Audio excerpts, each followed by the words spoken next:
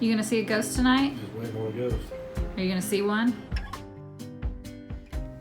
Okay, so I just want to give a little backstory into the video that I posted on YouTube while I was staying in room 218, Michael's room. So basically, I had seen some things on the internet that showed me that you could have a little mag light. For some reason, it would work in Michael's room.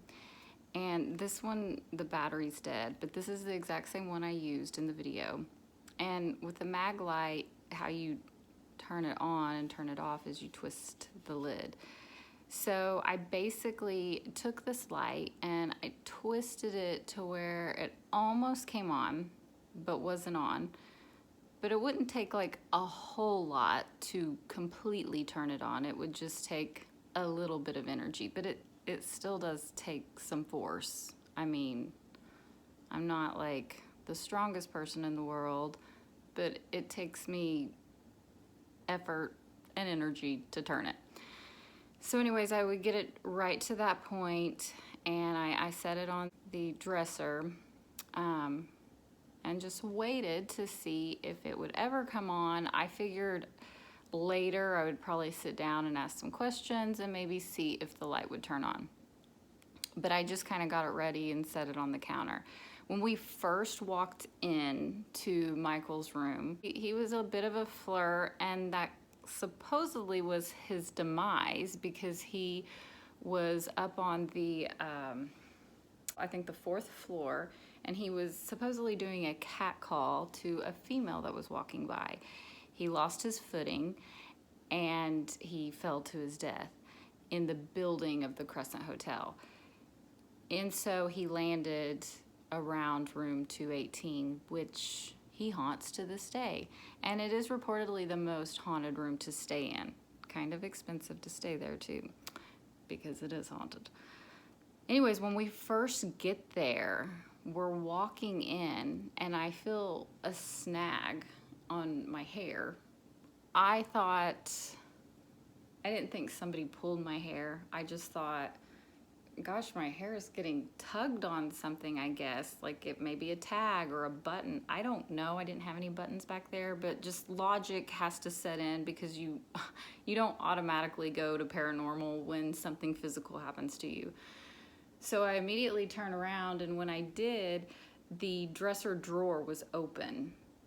That was directly behind us, and there's no way that we could have walked through and the drawer been open because of space. So it opened after me, and it did open and shut quite easily. However, it never opened and shut the rest of the time we stayed there, which was just one night. But anyways, that was our first experience. After that, immediately, I'd kind of set some things up. I put some toys, like a bear and stuff, because there was another report when the hotel was a women's college. The dean that lived there had a young son, I think around the age of 7 to 10 or something, and he died of just an illness. He is reportedly seen up and down the halls of that same hallway of 218. It just kind of logically made sense to me that Michael was a young guy that passed away there. They may be finding a connection with one another because they're both very young spirits and playful at that. Going forward, those are the two spirits that supposedly haunt that area of the hotel. So I set this up on the dresser, and we go about our evening. We went and had dinner. Actually, we had dinner delivered to the room because Josh was so sick, very, very sick. We almost didn't go, but he booked this. He paid a lot of money. It was for my birthday, I believe, and he wanted to make the most of it, but he really didn't feel good. So he pretty much laid in the bed the whole time, and we had food delivered, and we were just hanging out, and it was about 11 o'clock, and I had left something down in the truck, So I was gonna have to go downstairs and go out into the parking lot and get this. And I don't know, I just kind of wasn't really in the mood to do any ghost hunting or communication, probably because Josh didn't feel good. So I get up out of bed and I get my coat on and I get the car keys and I'm gonna head out and get what I need out of the truck. And when I do, this flashlight starts flickering. Right when it does that, Josh is like, the flashlight's going off. And I was like, oh my gosh, get the phone, get the phone. So he gets the phone, and that's at the point you really start seeing it be recorded. So you see me and I'm like, I'm just like shocked out of my mind.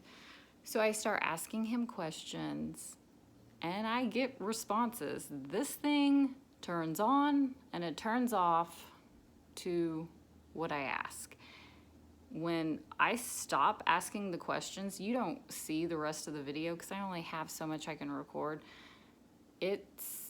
That's it. Like, this thing did not turn back on until the middle of the night, and I couldn't sleep. Josh was passed out asleep.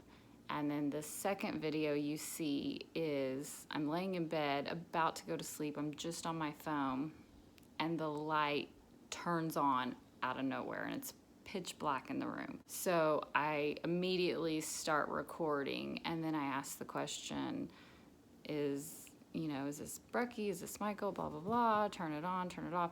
So you see that, and after I tell him to turn it off, he did not turn it back on, and it did not come back on for the rest of the evening. I don't know. Could it be coincidence that this was, purposely turned to where it would easily turn on? I mean, I don't know. It's just unexplainable. But it was very fascinating, and it was quite the experience. It was a very playful spirit. If it was a spirit, it was very playful. I never felt nervous or anxious. I felt more excited. I have had some nervous energy that I have felt in that hotel, but it's usually down in the basement or for some reason on the third floor. It just gives you the heebie-jeebies. But for some reason, the level 218, if you want to have an experience with a ghost and you want it to be somewhat playful and fun, it's probably going to still be a little creepy. I would say that's the place to go. But that's just my own personal opinion. So anyways, there's a whole history to the Crescent Hotel, and whether you believe in paranormal or not, you should, if you are a huge American history buff, you should check it out because it's so fascinating. 1886 is when it was built. 1908, it became a women's college. 1937, a crazy fake doctor, Norman Baker, opened a cancer hospital and was charged with fraud later because he wasn't. It almost burned to the ground at like 1967 or something. And then it was eventually restored and is now the hotel that it was originally meant to be. So it's quite fascinating. There's a lot of stories. So you should definitely go there. Take the ghost tour because the stories alone are fascinating. And have a good time. And this is the footage that I caught. So we are at the Crescent Hotel. This looks like 13, but it is an 8. This is Michael's room. So look at what we have out here. Isn't it pretty? And there's the little church. And there's some pretty birds in the sky, or maybe vultures, I don't know. The bathroom that supposedly the door opens.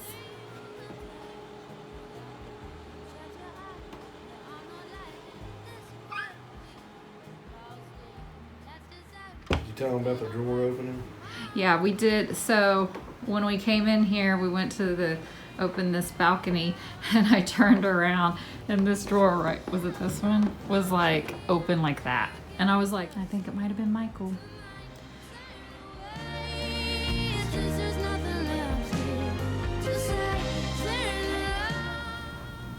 Thank you. I don't know what to say.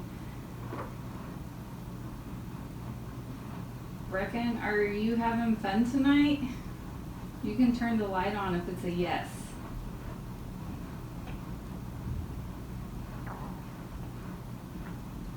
Brecken or Michael? Can you turn the light on if one of you are here?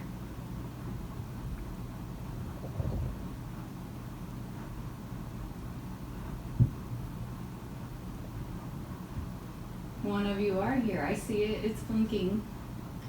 You almost did it. It's hard. I know. It is hard. Try a little harder. I know it takes a lot of energy. Can you turn it on? All the way? Or it's shining bright? Bright. Thank you. Oh, you did it. Awesome. Wow. Okay, I know this takes a lot. Can you turn it off? Can you turn it off? Brecken or Michael? Can you turn the light off? I know it takes a lot.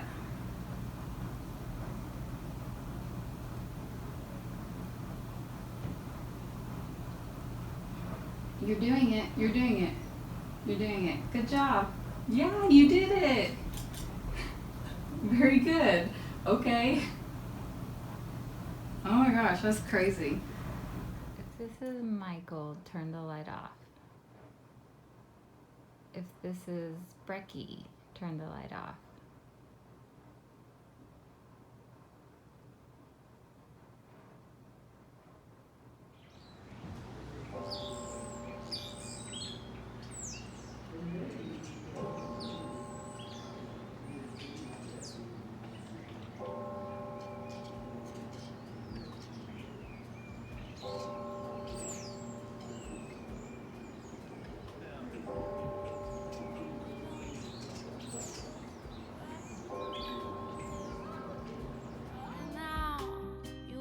Some things to say.